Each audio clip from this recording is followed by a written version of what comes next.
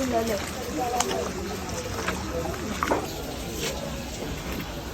me the tag, how much? How much did they cost?